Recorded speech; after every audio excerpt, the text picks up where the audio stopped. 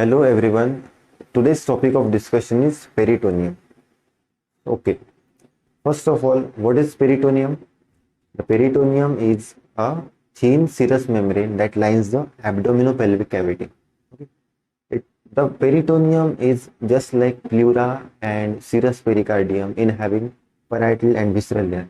It has parietal and visceral layer. Parietal and visceral layer. And these two layers, they are separated by a cavity that is known as peritoneal cavity. And this peritoneal cavity is separated. This peritoneal cavity, it consists of two spaces, greater sac and lesser sac. Greater sac and lesser sac. Greater sac. Okay. This greater sac is a large space formed in front of stomach, and this lesser sac is a small space behind the stomach. Okay. Now, if we consider the embryological point of view, then it will be easier for us to understand the various concepts like greater sac, lesser sac. Now, we have studied that the foregut, midgut and hindgut, they has different blood supplies. Foregut is supplied by celiac trunk, midgut is supplied by superior mesenteric artery, and hindgut is supplied by inferior mesenteric artery. Okay. Now, I will draw here stomach. Okay. Stomach, and this is stomach. This is dorsal mesogastrium, and this one is ventral mesogastrium.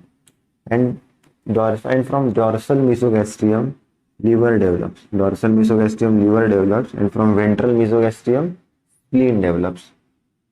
This is liver, which is developed from dorsal mesogastrium, and this one is spleen, which developed from ventral mesogastrium. Now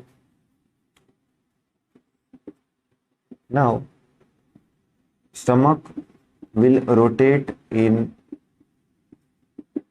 clockwise direction during development.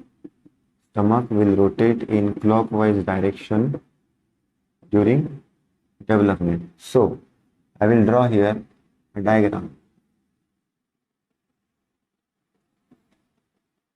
Stomach will rotate in clockwise direction. Therefore, this liver is formed.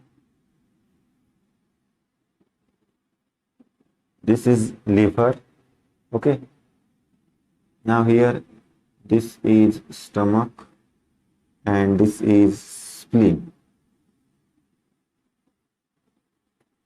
Liver, stomach and spleen. Now, this is a peritoneal fold extending from kidney to the spleen and is known as lino-renal ligament. Then from spleen to the stomach, that is gastrosplenic ligament. Now, the structure which connects the liver and the stomach is known as lesser omentum. Lesser omentum. Lesser omentum.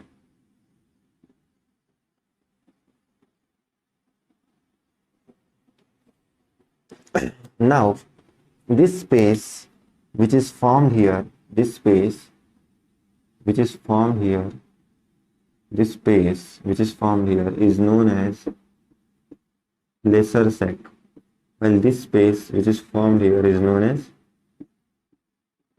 greater sac. This is lino-renal ligament extending from kidney to the spleen. This is gastrosplenic ligament. This is lesser omentum. This is lesser omentum. Now the greater and lesser sac, they communicate with each other via epiploic foramen. Which foramen? Epiploic foramen. If this is liver, stomach, okay, liver, stomach, here it is colon, liver, stomach, colon, okay. Now the peritoneal fold, which extends, peritoneal fold reflected from diaphragm to the liver, peritoneal fold reflect from diaphragm to the liver. This is stomach. Now this is lesser omentum. This is lesser omentum from stomach to the colon. This is from stomach to the colon. This is greater omentum.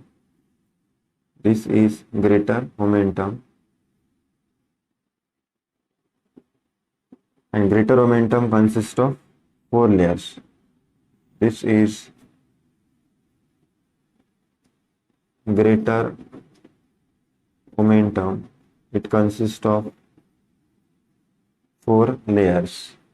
And this is transverse mesocolon, and this is transverse mesocolon, transverse mesocolon, and this one is the mesentery, and the mesentery suspends small intestine, that is jejunum and ileum. Jejunum and ileum. The peritoneum reflected from diaphragm to liver, and then liver, connection between liver and stomach is known as lesser omentum. Then this is greater omentum.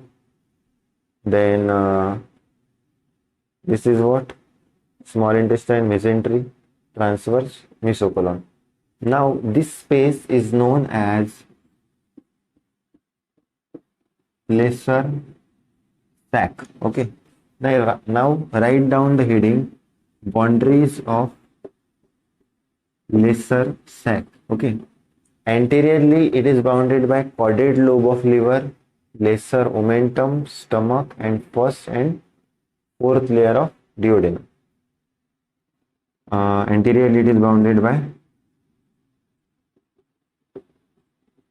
caudate lobe of liver, lesser omentum, greater omentum, first and fourth layer, and okay, anteriorly, and posteriorly, and stomach also. Posteriorly, it is bounded by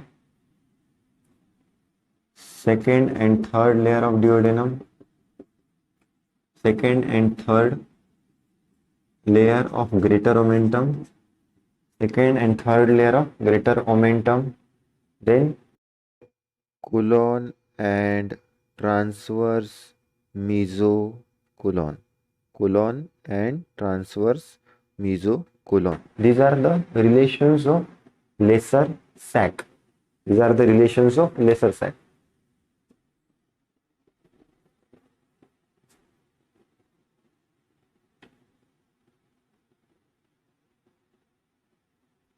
Now, this is the peritoneum reflecting from diaphragm to liver. This is lesser omentum, connection between the liver and the stomach, and this is greater omentum, which consists of 4 layers. This is transverse mesocolon, and this mesentery, which suspends the small intestine, that is jejunum and ileum, and this continues into pelvis. Now we will study about the boundaries of epiploic foramen. Okay, I am going to draw here a diagram. This is caudate lobe,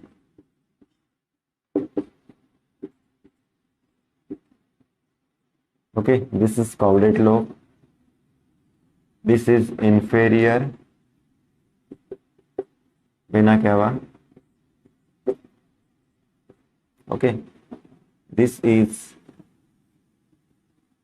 duodenum, this is duodenum, and here it is, it consists of hepatic triad, right free margin of lesser omentum consisting of hepatic triad. So anterior boundary is formed by right free margin of lesser omentum, and the right free margin of lesser omentum contains hepatic triad. Hepatic triad means three structures: portal vein, common bile duct, and proper hepatic artery. Portal vein, common bile duct, and proper hepatic artery. This is the anterior boundary of epiploic foramen. Posterior boundary of epiploic foramen is formed by inferior vena cava. Superior boundary is formed by caudate lobe of liver, caudate lobe, and inferiorly there is a first part of duodenum. Inferiorly there is a first part of duodenum. This is about the boundaries of epiploic foramen or foramen. That epiploic foramen is also known as foramen of Winslow. Foramen of Winslow. Okay. Thank you so much. Keep watching.